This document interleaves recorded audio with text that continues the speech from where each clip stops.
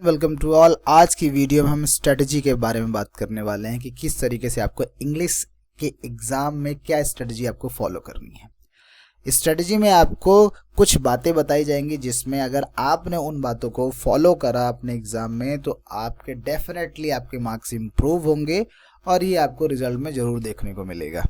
सो आइए वीडियो को स्टार्ट करते हैं। फर्स्ट, आपको क्या नहीं करना है एग्ज़ाम में, कौन से काम है जो एग्जाम में नहीं करने। पहला तो आपको 3 आवर्स जो टाइम दिया गया है काफ़ी ज़्यादा लिमिटेड है, इसको वेस्ट नहीं करना है।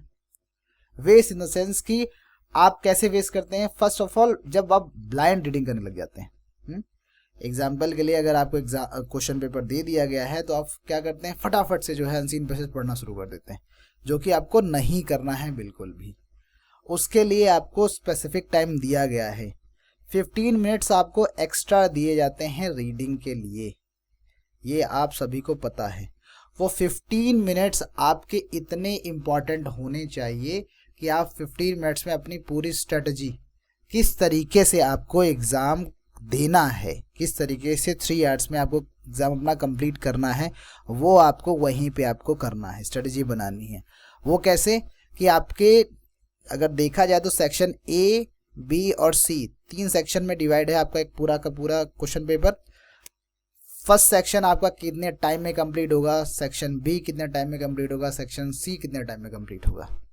क्यों? क्योंकि अगर आप एनालाइज नहीं करेंगे वहाँ पे, लॉजिकल नहीं रहेंगे, तो क्या होगा कि आप सेक्शन ए तो आप 1.5 घंटे में कर पाएंगे, सेक्शन बी जो है वो भी 1 घंटे में करेंगे, लास्ट में जो है क्या होगा कि आपके पास टाइम की जो है एकदम शॉर्टेज हो जाएगी। सो ऐसा बिल्कुल भी ना हो कि अगर आपको आ रहा है उसके बावजूद भी आपका एग्ज़ाम जो है वो छूट जाए। सो ये बेवकूफ़ी और ये गलती बिल्कुल भी ना करें। अगर आप ये सोच के जा रहे हैं कि मुझे सारा आ रहा है, मुझे सारे मार्क्स मिल जाएंगे, तो ऐसा बिल्कुल भी नहीं है। आपको प्रिसाइजली आपको चीज़ें देखनी है। एग्जाम्पल के लिए कुछ क्वेश्चन जो है वो आपको पूरे आते होंगे, जिसमें आप चाहें तो एक पेज भी लिख सकते हैं, पूरा का पूरा पेज जो है लिख सकते हैं, बट उसकी नीड नहीं है, तो वो भी ऐसे काम बिल्कुल नहीं करने हैं आपको। जितना बोला गया है, जितने वर्ड्स डिफाइन करे गए हैं, वही आपको लिखने हैं। सो फर्स्ट आपको इन चीज़ों पे ध्यान देना है। दूसरा, अगर देखा जाए तो सबसे मेन इंपॉर्टेंट बात आती है आपकी राइटिंग की। जब भी कोई कॉपी देखी जाती है तो फर्स्ट ऑफ ऑल देखा जाता है कि उसने कैसे लिखा है, उसके बाद देखा जाता है क्या लिखा है। तो अगर आपकी राइटिंग नहीं सही हो रही है तो आप एक काम करें कि इतनी कर लें कि जिससे कि वो सेटिस्फैक्ट्री हो। सेटिस्फैक्ट्री इन द सेंस कि अगर कोई पढ़े तो वो उस चीज़ को वो ना कह सकते हैं, एनोइंग ना लगे आपकी राइटिंग, कि वो कहे कि ये राइटिंग कैसी है, या समझ नहीं कुछ नहीं आ रहा है। सो ये इंपॉर्टेंट फैक्टर है। ये अगर आप इन चीज़ों को देख रहे हैं तो तभी आप 90+ जो है अटेम्प्ट कर पाएंगे या आप अचीव कर पाएंगे। सेकंड, आपके पास वॉच होनी ही चाहिए। It is a compulsory for a topper. अगर आप चाहते हैं कि आपके मार्क्स इंप्रूव हो तो आपके पास वॉच ज़रूर हो। घड़ी का होना बहुत ज़रूरी है, क्योंकि कोई भी नहीं बताने वाला है कि आपके 3 घंटे कब ख़त्म हो गए। अगर बता भी रहा है तो उस रिदम से आप काम नहीं कर पाएंगे। आप हर मोमेंट में आप अपने आप को कह सकते हैं, देख सकते हैं कि कितना मेरा लेफ्ट हो गया, कितना समय बचा हुआ है, कितने क्वेश्चंस रह गए, उस हिसाब से अपने गियर आप बदलेंगे। जैसे एग्जांपल के लिए बहुत टाइम है तो आप स्मूथली जा सकते हैं, तो वहाँ पर आप धीरे धीरे भी लिखेंगे, कोई प्रॉब्लम नहीं। जहाँ पर 15 मिनट्स ही बचे हैं तो वहाँ पे आपको जो है you have to change your gear. तो उसका वॉच होना आपके लिए कह सकते हैं काफ़ी ज़्यादा हेल्पफुल हो सकता है। तीसरा, बहुत सारे ऐसे बच्चे हैं क्या करते हैं कि वो स्किप नहीं करते हैं। एक क्वेश्चन ए करा, बी करा, सी करा, डी करा, ई करा, पर क्वेश्चन ए में उसको जो है वो 20 मिनट्स लग गए। क्यों? क्योंकि ए क्वेश्चन आ नहीं रहा था, उसने कोशिश करी बनाने में इतना टाइम लग गया। तो अगर ऐसा आपके साथ भी है, अगर कोई क्वेश्चंस में आपको प्रॉब्लम आ गई है तो आप उसको स्किप कर दें। स्किप का मतलब ये बिल्कुल भी नहीं है आपको छोड़ना है। स्किप का मतलब उस मोमेंट के लिए आप सिर्फ छोड़ दें। जैसे ही आपके सारे बी, सी, डी या ई हो जाता है, उसके बाद फिर आप सी में जरूर आए। और 4th वन, आपको अटेम्प्ट अगर आपका एग्जाम 80 मार्क्स का है तो आपको 80 में से 80 मार्क्स का अटेम्प्ट जरूर करना है। अगर आप अटेम्प्ट नहीं कर रहे हैं इसका मतलब ये है कि आपके मार्क्स जो है वो नहीं आने वाले। तो ये अटेम्प्ट सीधा सीधा आपके टाइम से रिलेट जरूर करेगा। अगर आपके पास टाइम ज़्यादा है तो आप अटेम्प्ट 100% करेंगे। सो ये कुछ पॉइंट हैं जो आपको उस एग्ज़ाम के टाइम पे ज़रूर याद रहने चाहिए। और इसके बाद अगर आपने कर दिया ये सारी चीज़ें, अब आता है एग्जामिनर पॉइंट ऑफ व्यू क्या होता है। क्योंकि हमारी कॉपी जो है वो किसके पास जानी है, एग्जामिनर के पास, चेकर के पास। चेकर क्या करेगा, आपकी कॉपी को चेक करेगा, कौन कौन से पैरामीटर वो कह सकते हैं डिफाइन करता है। फॉर एग्जाम्पल ये काफ़ी ज़्यादा फनी और इंटरेस्टिंग बात होगी कि एग्जामिनर क्या है, उस एग्जामिनर को आपकी कॉपी चेक करने के पैसे मिल रहे हैं। सो फर्स्ट ऑफ ऑल आपको मार्क्स चाहिए और एग्जामिनर को चाहिए मनी। अगर एग्जामिनर खुश हुआ तो आपको मार्क्स भी ज़्यादा मिलेंगे, और अगर आपने अच्छे से लिखा, कह सकते हैं क्लियर लिखा, तो एग्जामिनर भी जो है वो ज़्यादा पैसे कमा पाएगा। तो यहाँ पे बात आपको ध्यान देने वाली बात यह है कि जब अगर आपकी राइटिंग इम्प्रूव होगी, उसकी समझ में आ रहा है क्या क्या आपने लिखा है, तो वो क्या है काफ़ी ज़्यादा कंफर्ट हो जाएगा।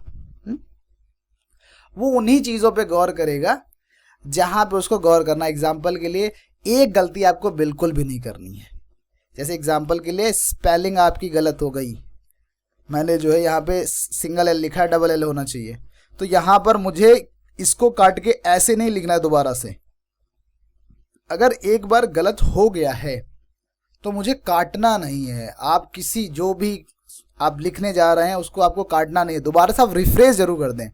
उसी लाइन को दूसरे तरीके से आप रीफ्रेज कर सकते हैं, वो आपको उतने ही मार्क्स अचीव कराएगा और ज़्यादा ही दिलवाएगा। क्योंकि जिस भी पॉइंट में आपने कुछ भी क्रॉस करा, एग्जामिनर का सीधा कह सकते हैं कंसर्न उस पॉइंट पे आता है कि वहाँ पे आपने क्या गलत करा है। तो ऐसी गलती बिल्कुल भी ना करें। आपके अगर किसी क्वेश्चंस में डाउट है तो उनमें अंडरलाइन बिल्कुल ना करें, क्योंकि अगर आप अंडरलाइन कर रहे हैं इसका मतलब यह है कि आप इनवाइट कर रहे हैं एग्जामिनर को कि आओ आप देखो और बताओ कि सही है कि गलत।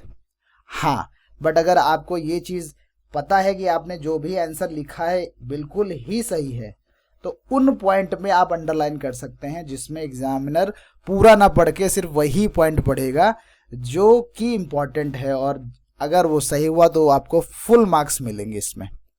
तो जितना ज़्यादा आप कह सकते हैं ल्यूसिड वे दिखा सकते हैं एग्जामिनर के पॉइंट ऑफ व्यू से, उतने ही मार्क्स आप गेन पर कर पाएंगे इस एग्ज़ाम में या इवन किसी भी एग्ज़ाम में। क्योंकि आफ्टरऑल आपकी जो कह सकते हैं की जो है क्या कह सकते हैं मार्क्स जो है वो किसके पास हैं, एग्जामिनर के पास ही हैं।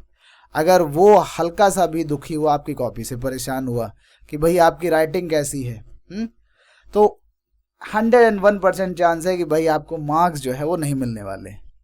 तो ये आपको ध्यान जरूर रखना है कि आपकी राइटिंग इम्प्रूव्ड हो, जिससे कि उसको थोड़ा सा जो है ऐसा बिल्कुल भी ना लगे कि आपको लिखना ही नहीं आता है। दूसरा, जो भी आप लिख रहे हैं उसमें अगर आपकी गलतियां हो गई हैं तो वो उनको आप काटें ना, आप अपने फ्लो में लिखते रहें। जो गलती हो गई उसको दोबारा से रिफ्रेश कर दें, काटे ना। ये गलती जो है वो आपको आपके मार्क्स डाउन करवा सकती है। और इसके अलावा जैसे सेक्शन बी में आपका लेटर का पोर्शन होता है, लेटर एक आता है लेटर टू एडिटर, जो कि काफ़ी इजी होता है, जिसमें आपको 2-3 चीज़ें ही देखनी है। जैसे सेंडर एड्रेस स्टार्टिंग में, उसके बाद डेट, उसके बाद आपका रिसीविंग एड्रेस किसको रिसीव होगा, और उसके बाद सब्जेक्ट। तो इनमें आप गलती बिल्कुल भी ना करें, क्योंकि ये बेसिक हैं, ये स्ट्रक्चर्ड बेस हैं। अगर आपने ये सही लिखा है तो आपको मार्क्स फुल ऑफ फुल मिलेंगे, इसमें फुल ऑन फुल मिलेंगे और उसमें कोई भी गलती भी नहीं होगी और मार्क्स आपके कहीं कटेंगे भी नहीं। तो ये कुछ पॉइंट हैं जो एग्जामिनर पॉइंट ऑफ व्यू से भी इम्पोर्टेंट हैं और आपके आंसर लिखने के पॉइंट ऑफ व्यू से भी इम्पोर्टेंट है। अगर जितना राइटिंग पे आप गौर करेंगे, जितनी आप स्पेलिंग पे गौर करेंगे, जितना आप इन चीज़ों को ध्यान में रखेंगे, उतने ही ज़्यादा आपके मार्क्स आने वाले हैं। और बाद में लास्ट में इतना टाइम ज़रूर आप अपने पास रखें कि कॉपी को रीचेक ज़रूर कर लें। रीचेक का मतलब यह है कि आप एक बार आइडेंटिफाई ज़रूर कर लें कि कितना पोर्शन आपने करा है, या कोई ऐसा हिस्सा तो नहीं है जो छूट गया हो। हाँ, जल्दबाजी में ऐसी कोई गलती ना करें। अगर आपने ये सारे पॉइंट्स वहाँ पे अप्लाई करें अपने एग्ज़ाम में, तो 100% चांस है कि आपके मार्क्स जो है, जो कि अगर 60 आने वाले थे 80 में से, वो आपके 75 तक भी आएंगे, क्योंकि आपने वो गलती नहीं करी है जो रेगुलर बच्चे करते हैं। सो ये कुछ पॉइंट्स थे जो आपके एग्ज़ाम पॉइंट ऑफ से काफ़ी ज़्यादा इम्पॉर्टेंट है। आप इनको यूज़ करेंगे और उसके बाद आप देखेंगे कि किस तरीके से आपके मार्क्स इम्प्रूव हुए हैं। क्यों? क्योंकि ये जो है टेस्टेड हैं, ये प्रूव्ड हैं, ये करे गए हैं। ये टॉपर्स की कॉपी आप अगर देखेंगे तो वहाँ पे आप ये सारी चीज़ें पाएंगे कि वो कोई भी एग्जामिनर जो है वो पूरी कॉपी चेक नहीं करता है, वो सिर्फ वही पॉइंट चेक करता है जो कि स्टूडेंट चाहता है दिखाना। सो जैसा आप चाहते हैं वैसे ही मार्क्स आपको एग्जामिनर देगा, पर शर्त क्या होगी कि वो एकदम डायरेक्ट हो। सो ये कुछ पॉइंट्स है जो आपको हेल्पफुल होंगे। अगर वीडियो आपको इन्फॉर्मेटिव लगी हो तो आप कमेंट में मेंशन कर सकते हैं और चैनल को सब्सक्राइब कर सकते हैं। Thank you.